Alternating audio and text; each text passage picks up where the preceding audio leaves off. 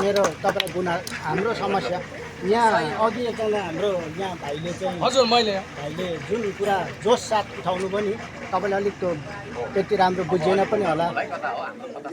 यो हाम्रो 64 बिघा भन्ने चाहिँ पहिलाको तत्कालीन बक्लौरी 8 हो, वार्ड नम्बर 8 हो। अहिले चाहिँ नगरपालिका भएर चाहिँ रामधुनी 7 आएको छ होइन। अनि त्यसमा यो 64 बिघा चाहिँ एउटा प्लट छ क्या अध्यक्षजी। यो 64 बिघाको यो प्लट चाहिँ लगभग आजभन्दा 40 वर्ष अगाडिदेखि होइन 35 28 27 सालदेखि नै यो चाहिँ किचोलो जग्गा छ क्या सर। यो किर्ते नापी भएर चाहिँ हाम्रो जग्गामा चाहिँ बसोबास हामी भए पनि पूर्जा चाहिँ अरू मान्छेको हातमा छ। अनि यसमा चाहिँ अगाडिको पुरानो पार्टीहरू विशेष गरी यो चाहिँ एमालेको गढ हो होइन। एमाले यहाँ सबै आजभन्दा अगाडि चाहिँ जति हामी चुनाव हेऱ्यौँ यहाँ चाहिँ अगाडि हाम्रो अशोक राईले जिताउने पनि यही क्षेत्र।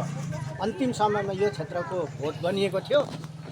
त्यति बेला प्रतिस्पर्धा भोट काउन्टिङ भइरहेको बेला यहाँबाट टुटुटु एमालेको भोट गएपछि अशोक राईले जितेको क्षेत्र हो। त्योभन्दा अगाडि चाहिँ यो के अरे भीम आचेर हामी यो भूमि समस्याको लागि एउटा सानो टोल कमिटी जस्तो बनेर हामी मन्त्रालयसम्म गयौँ, कुरा राख्यौँ। तर उनीहरूले भोट माग्दाखेरि तिमीहरूलाई हामी आकाशको तारा झारिदिन्छौँ भने जस्तै त्यो धनी पूर्जा दिन्छौँ भनेको हो। त्यसको कुनै अर्थ छैन। पूर्जा अर्कोको नाममा छ, तिमीहरू बसिरहेछौ, मिल भन्ने कुरा मात्रै गरे के। तर मिल्ने भन्दाखेरि उनीहरू कानुनी रूपमा सही हुन्थ्यो भने कानुनी रूपमै आउँथ्यो नि त। उनीहरूको सत्ता थियो, पावर थियो, सरकार छ, मान्छे छ होइन। तर उनीहरू त्यसरी आउँदैन। यहाँ आएर हामीलाई यहाँको मान्छे एजेन्ट बनाएर, हाम्रै मान्छे एजेन्ट बनाएर लु तिनीहरूलाई अलिकति दिउँ, 60 छोडिदिने र 40 दिउँ, पूर्जा हाम्रो हातमा आउँछ भन्ने प्रस्ताव पटक पटक आइरहेछ। नगरपालिका समेत मध्यस्थकर्ता त मतियार जस्तो भएर वडा सदस्यहरू सबै मैले अघि भनिहालेँ एमाले होइन। एमालेको टिम चाहिँ लागेर यो क्षेत्र हाम्रो सामुदायिक वन समेत ताल रासताल सुन्नुभएको होला, प्रसिद्ध छ अहिले होइन। कसरी हत्याउने उनीहरू चाहिँ त्यो मरिहत्ते त्यो ध्याउनमा छन् क्या। अब यस्तो किसिमको समस्याको लागि चाहिँ तपाईँहरूले चाहिँ एउटा आशा केन्द्र, किनभने तपाईँ अब सही बाटोमा हिँड्नुहुन्छ, सही काम गर्नुहुन्छ, झुटो र असत्य छुट्याएर अगाडि बढ्नुहुन्छ भने हामी सत्य छौँ भनेदेखि तपाईँ चाहिँ हाम्रो पक्षमा कति हुनुहुन्छ भन्ने कुरा चाहिँ अब हाम्रो जनतालाई चाहिँ त्यो विश्वास दिलाउनु पर्यो क्या सर। त्यसको लागि क्या धन्यवाद छ यहाँहरू सबैजनालाई धन्यवाद छ। यो एउटा के अरे प्रश्न राख्नु भएको छ।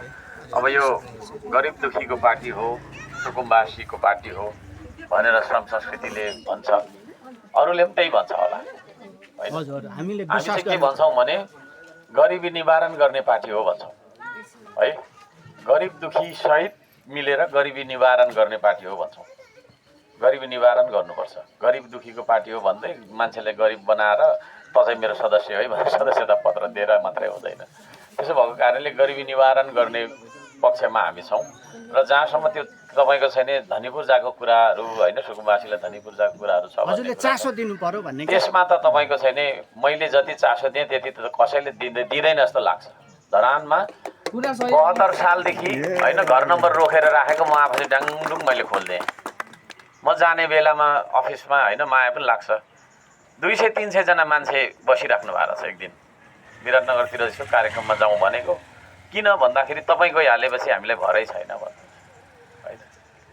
गरिब दुखीको छाना छाउने बजेट बनाउने मेरो म है। तथापि कहीँ कतै गरिब दुखीको घरलाई डोजर हाल्ने मान्छेहरू पनि छन् नि। यो देशको प्रधानमन्त्री बन्छु भनेर कुदिहिँडेको छ 9 करोडको गाडीमा होइन। तर म भनेको कस्तो भने धरानमा गएर सोध्नुहोस्, अझै त्यो रेड बुकमा हेर्दा हुन्छ, बजेटको रेड बुकमा हेर्दा हुन्छ। सार्वजनिक विषय हो त्यो। धरानको रेड बुक तपाईँले हेर्न नपाउने भन्ने छैन। बजेटको रेड बुकमै सुकुम्बासी गरिब दुखीको औषधि उपचार, रासन खर्च, छाना छाइदिने भनेर पैसै राख्ने मान्छे हो। भनिसकेपछि मैले गरिबको हित गर्छु कि खासमा वास्तवमा राजनीति गर्ने भनेको गरिबको लागि गर्ने हो क्या, धनीको लागि किन गर्नु। तर यो देशमा चाहिँ धनीको लागि गरेको छ होइन। धनीबाटै गाडी लिने, भोलि यस्तो गरिदिन्छु भनिदिने होइन। पहुँचवाला मान्छेहरूको लागि सरकार चाहिँदैन।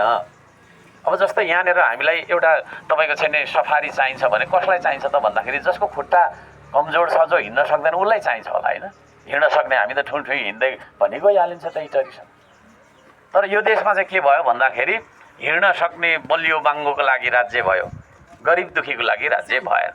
त्यसले गर्दाखेरि ठिक त्यो मान्यताले उल्टाउन चाहन्छ श्रम संस्कृतिले। म यहाँहरू सबैजनालाई भन्न चाहन्छु, तपाईँहरूको यो कुरा म गम्भीर रूपमा लिन्छु होइन।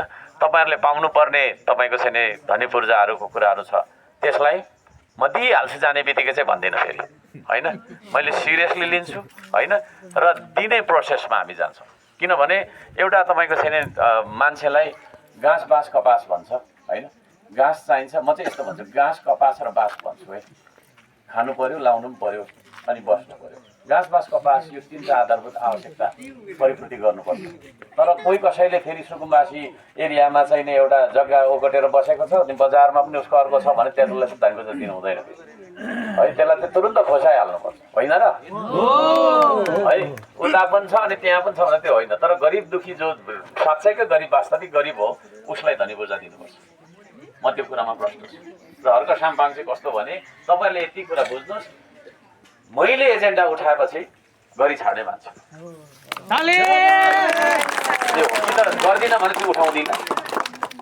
तर मैले एजेन्डा उठाइसकेपछि गरी छाड्ने मान्छे हो। त्यसको लागि मैले के मूल्य चुकाउनुपर्छ, कति सङ्घर्ष गर्नुपर्छ। धरानीलाई पानी खुवाउँछु भन्दाखेरि सरकारले मलाई बजेटै दिएन होइन। 6.5 वर्ष त 3.5 वर्ष त ढुङ्गा बोकेर के गरेर दुनियाँ विश्व रेकर्डै राखिदिएँ मैले काम गरेर। मलाई रोक्न सक्यो, बजेट नहुँदाखेरि त्यो अभावले रोक्न सकेन होइन। त्यस्तो खालको मान्छे हो म। तपाईँको चाहिँ गर्छु भनिसकेपछि यति जबरजस्ती मान्छे हो। म जति जबरजस्ती मान्छे संसारमा कोही पनि छैन है। त्यसले गर्दाखेरि पनि म तपाईँहरूलाई भन्छु, मैले तपाईँहरूलाई सहयोग गर्ने सकेसम्म सहयोग गर्छु। अब त्यसमा पनि तपाईँको अघि मैले भने फिल्टर गर्नुपर्छ। पहिले चाहिँ तरारामा पनि के अरे होटल खोलिरहेछ, अनि त्यहाँ तपाईँको चाहिँ नि सुकुम्बासी बस्तीमा पनि फेरि होइन जग्गा ओगटिराखेको छ भने उसलाई त दिनु हुँदैन। सर यहाँ त फिल्टर भन्ने कुरा आएन नि। यहाँ त 60 सालभन्दा अगाडिदेखि बसोबास भइरहेको छ। मैले भनेको मान्यता त्यो हो। र 60 सुन्नु न, 60 वर्ष तपाईँको कति वर्षदेखि भएको भन्ने कुराको त्यो पहिले कमाएर पनि बाहिर बसेको होला। त्यसमा सुन्नु न, त्यसमा मैले भनिहालेँ त। धरानमा पनि त्यस्तो छ, 4-5 बिघा तपाईँको छैन अरूको जग्गा हो भन्छ, के भन्छ। म सबैलाई मैले नम्बर दिएँ। किन भन्दाखेरि 25 वर्ष 30 वर्ष पहिलादेखि तपाईँ चाहिँ कहाँ जानु भएको थियो त? जग्गा हो भने त आफ्नो त बार्नु पर्छ होइन। बस्ती बसिसकेको छ,